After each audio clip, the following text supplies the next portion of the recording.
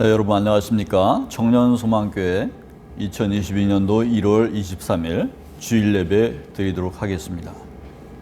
먼저 성경 말씀 보겠습니다. 출애굽기 19장 3절에서 6절 보겠습니다. 봉독하겠습니다. 모세가 하나님 앞에 올라가니 여호와께서 산에서 그를 불러 말씀하시되 너는 이같이 야곱의 집에 말하고 이스라엘 자손들에게 말하라. 내가 애굽 사람에게 어떻게 행하였음과 내가 어떻게 독수리 날개로 너희를 업어 내게로 인도하였음을 너희가 보았느니라. 세계가 다 내게 속하였나니 너희가 내 말을 잘 듣고 내 언약을 지키면 너희는 모든 민족 중에서 내 소유가 되겠고 너희가 내게 대하여 제사장 나라가 되며 거룩한 백성이 되리라. 너는 이 말을 이스라엘 자손에게 전할지니라. 아멘. 광야에서는 은혜를 이라는 제목으로 말씀을 증거하겠습니다. 지금 우리는 오미크론 확산으로 말미암아서 온 국민이 끝없이 보이는 그 터널을 지나고 있는 것 같고 아무것도 없는 광야의 길이 펼쳐진 것 같은 그런 지점을 지나고 있는 것 같습니다.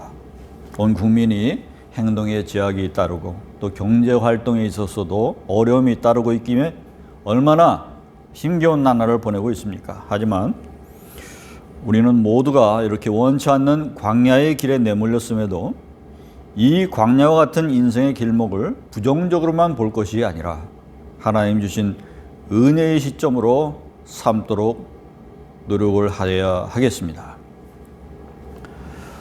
성도 여러분, 성서에 이런 말씀이 있는 것을 볼 수 있습니다. 귀인들을 의지하지 말며 도울 힘이 없는 인생도 의지하지 말지니 그의 호흡이 끊어지면 흙으로 돌아가서 그 날에 그의 생각이 소멸하리로다. 이러한 시기에 누구를 의지한다는 겁니까?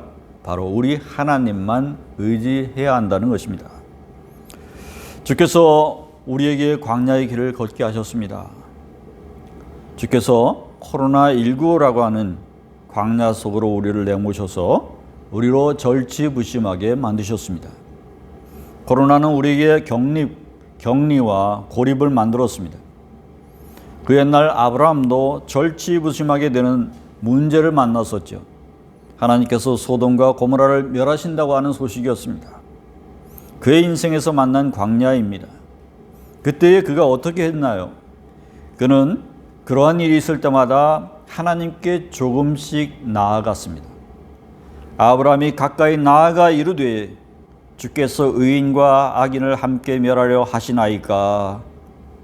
그렇게 50에서 45, 40, 30, 20, 10명까지로 줄이는데 얼마나 많은 기도를 했겠습니까? 그렇게 하나님께 그 의인의 숫자에 대해서 흥정을 하고 있었습니다. 우리도 생각을 바꿔서 이 광야의 시기에 조금씩 하나님 앞으로 나아가는 여러분들 다 될 수 있기를 바랍니다.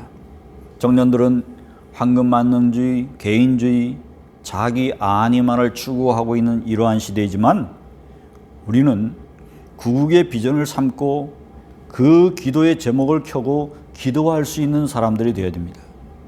이웃사랑을 위해서, 정의를 위해서, 공의를 위해서 추구하는 사람들이 되어야 됩니다. 광야는 어떠한 것입니까? 광야는 파종할 것이 없는 그런 곳입니다. 먹을 것도 마실 물도 무화과 포도 석류 없습니다.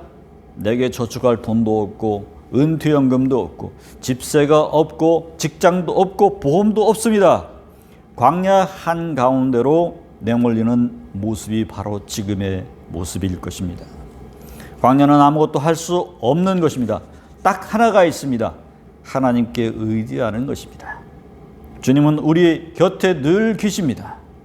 이스라엘이 40년 광야에서 버틸 수 있었던 것은 모두 하나님께서 함께 하셨기 때문입니다. 하나님 때문에 광야의 길을 걸으면서도 즐거워할 수가 있었습니다. 거기서 이스라엘 백성은 먹을 것이 없어서 굶어 죽었다는 사람 보지 못했습니다. 매일 하늘에서 만나를 내려주셨기 때문입니다. 광야에는 샘이나 우물이 없습니다. 대신 오아시스가 있습니다. 하나님께서는 그것으로 때마다 인도하여 주셨습니다. 은혜 아니면 살아남을 수 없는 곳이 바로 광야였습니다. 광야가 얼마나 뜨겁습니까? 피할 만한 그늘은 눈을 씻고 찾아봐도 없어. 그늘을 찾지 못하면 죽을 수밖에 없습니다. 밤에는 기온이 뚝 떨어집니다. 땔감이 없이 어떻게 버틸 수 있었을까요? 낮에는 구름기둥, 밤에는 불기둥으로 인도하신 하나님 때문에, 하나님의 은혜 때문에 40년을 버티며 살아갈 수 있었던 것이 아니겠습니까? 또한 광야에서 이스라엘은 신발이 닳지 않았습니다. 일주일 동안 사막을 지낸 사람들의 이야기를 들어보면 발가락 사이에 모래가 들어와서 걷는 게 가장 힘들었다고 말을 합니다. 피부가 쓸리게 되면 상처가 생기고, 상처가 나면은 더 이상 걸을 수 없게 되고, 그렇게 되면 광야에서, 사막에서 걷지 못하게 되면 어떻게 된다고요? 죽을 수밖에 없죠. 그렇지만 하나님께서 그 신발을 닳지 않게 하시는 것입니다. 이것은 하나님의 은혜였습니다. 광야에서 너희가 당하였거니와 사람이 자기의 아들을 낳는 것 같이 너희의 하나님 여호와께서 너희 걸어온 길에서 너희를 안으사 이곳까지 이르게 하셨느니라. 아멘. 광야에서 만난 하나님은 우리를 어떻게 하신다고요? 안아주신다고요. 그러한 하나님을 여러분 느끼십니까? 그렇지 않다고 한다면 아브라함처럼, 모세처럼 하나님 앞으로 조금씩 더 가까이 나갈 수 있는 여러분 되시기 바랍니다. 오늘 말씀을 다시 보겠습니다. 내가 애굽 사람에게 어떻게 행하였음과 내가 어떻게 독수리 날개로 너희를 업어 내게로 인도하였음을 너희가 보았느니라. 광야에서 어떻게 하신다는 거죠? 독수리가 자기 새끼를 업어서 나르는 것 같이 하신다고요. 그것이 느껴지십니까? 만약 이것이 제대로 느껴지지 않는다고 한다면 여러분이 기도를 제대로 하지 않았기 때문입니다. 기도로서 그러한 하나님을 만나실 수 있는 여러분 될 수 있기를 축원합니다. 하나님은 우리가 광야 인생길을 걷다가 쓰러질 때 우리를 일으켜 주시고 안아 주시고, 우리가 더 이상 걸을 수 없을 때 우리를 부축해 주시고 우리를 품에 안고 가시는 분입니다. 우리를 내버려 두고 방치하시는 분이 아닙니다. 그렇듯 광야에서는 광야만의 은혜가 있습니다. 하나님의 특별한 은혜를 체험하고 무사히 그 광야를 통과하시는 여러분 모두가 될 수 있기를 축원합니다. 광야에서는 축복이 아닌 은혜를 구해야 됩니다. 축복은 번영과 번성을 뜻하는 것이지만 은혜는 그냥 가진 것에 대해서 족함과 감사를 드릴 수 있는 말입니다. 그렇기 때문에 광야의 시기에 축복이 아닌 은혜를, 특히 족한 은혜를 구할 수 있는 여러분 되시기 바랍니다. 가나안에 살던 것처럼 구하지 말아야 되겠습니다.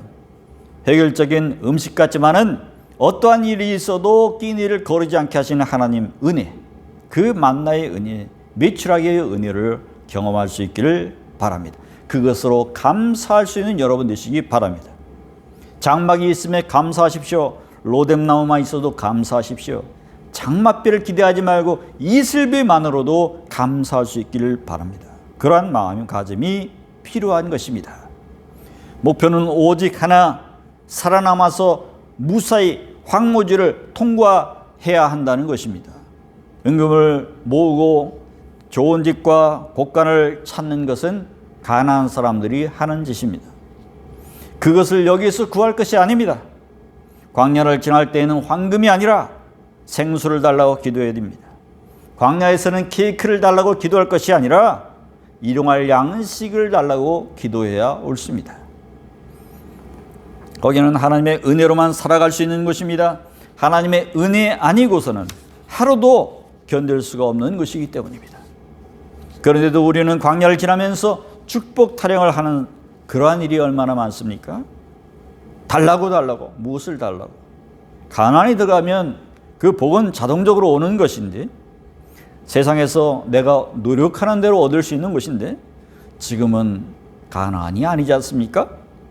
우리가 복을 받지 못해도 살아갈 수는 있지만 은혜 없이는 살아갈 수가 없습니다. 광야를 지날 때에는 무조건 하나님의 은혜를 구하시기 바랍니다. 인생을 살아가다 보면 한 번쯤 누구나 다 광야를 경험할 수밖에 없습니다. 취업 문제, 가정 문제, 자녀 문제, 그리고 건강 문제, 직장 문제, 이런 문제들을 누구나 겪고 있습니다. 그러한 광야를 겪을 때가 있어요. 모세도 40년을, 또 사울에게 쫓겼던 다윗도 13년을 광야 생활을 했습니다.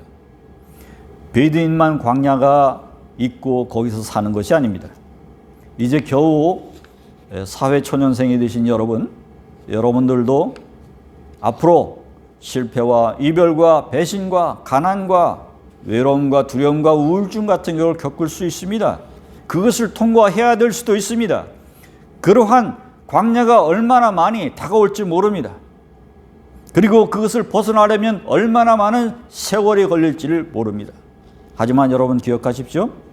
출애굽에서 시작한 그 여정은 여호수아에서 완성되는 것처럼 우리는 희망을 품으면 가나안 땅에 도착할 수가 있습니다. 할렐루야.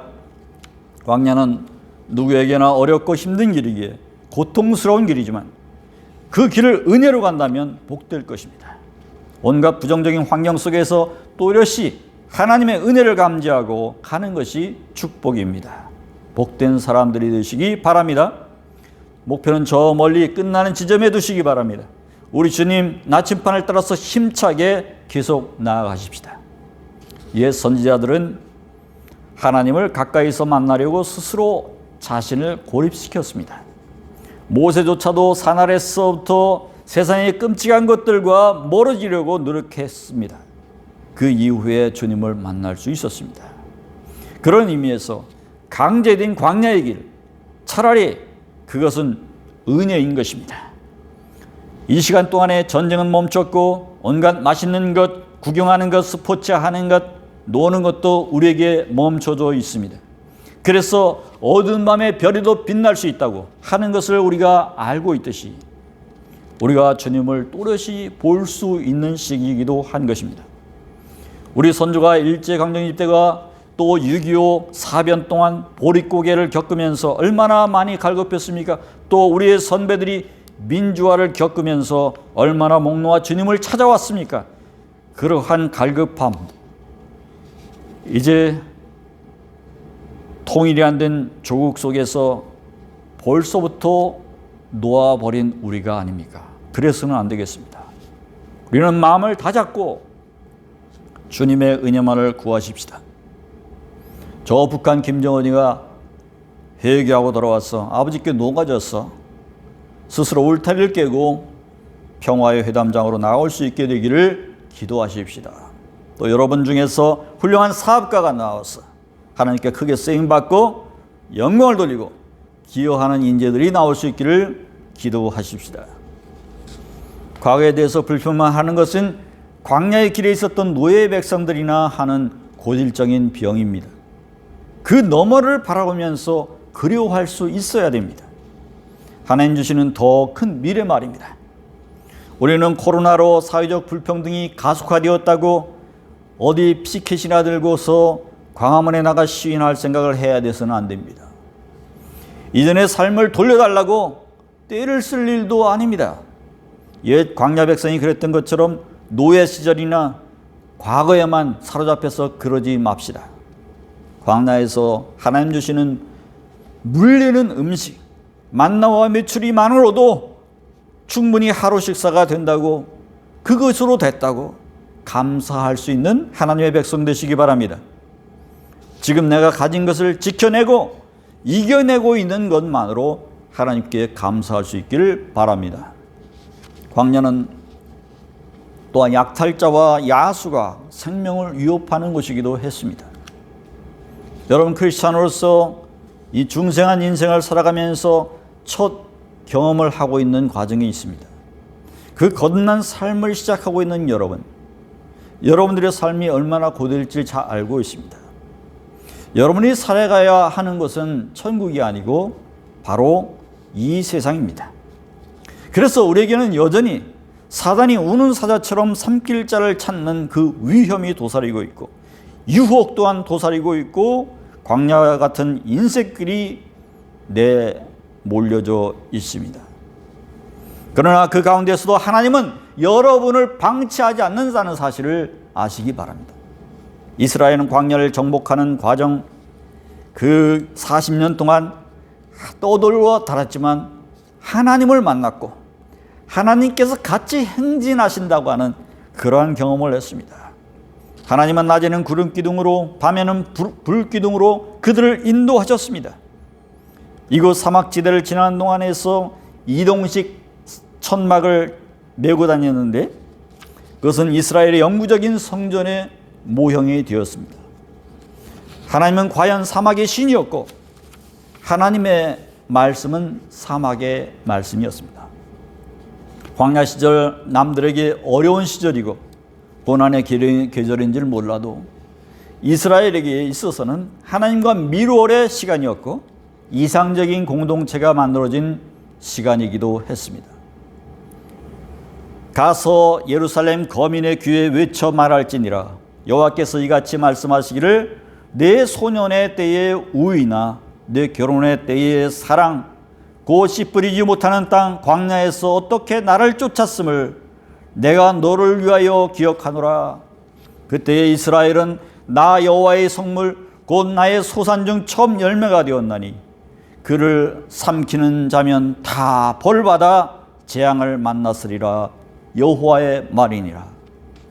하나님께서 얼마나 이스라엘 백성을 사랑하시고 보호하셨음을 나타내는 말이죠. 광야는 약사에게 땅 위로 들어가서 그들의 구심점을 지켜내기 위한 고된 훈련장이기도 했습니다. 이스라엘은 꼭 유배되었다가 돌아와서도 이 광야의 시기를 기억했습니다. 종교개혁을 통해서 화합을 유지하게 됐습니다. 그들은 이집트에 돌아올 때만 또 그리고 바벨론에서 돌아올 때만 해도 모두 광야의 시기를 거쳤습니다. 그 길을 통과해야만 들어올 수 있었습니다. 그 길은 채소와 물이 부족했지만 은혜가 있었습니다. 여러분 만나는 코로나 광야에서도 은혜의 하나님을 경험하시기 바랍니다. 예수님도 공생애를 시작하시기 전에 광야에서 마귀의 시험을 받으셨어요. 광야에서 사회인 인생을 시작하시는 여러분, 그것은 차라리 복이 되는 줄로 믿습니다. 지금의 충실하고 고난 가운데서도 흔들리지 않는 신앙인이 되시기 바랍니다. 형제들아, 우리가 아시아에서 당한 환난을 너희가 알지 못하기를 원치 아니하노니 힘에 지나도록 심한 고생을 받아 살 소망까지 끊어졌고 우리 마음에 사형 선고를 받은 줄 알았으니 이는 우리가 자기를 의뢰하지 말고 오직 죽은 자를 다시 살리시는 하나님만 의뢰하게 하심이라. 아멘. 여러분도 그러한 결단, 그러한 고백을 할 수 있기를 바랍니다.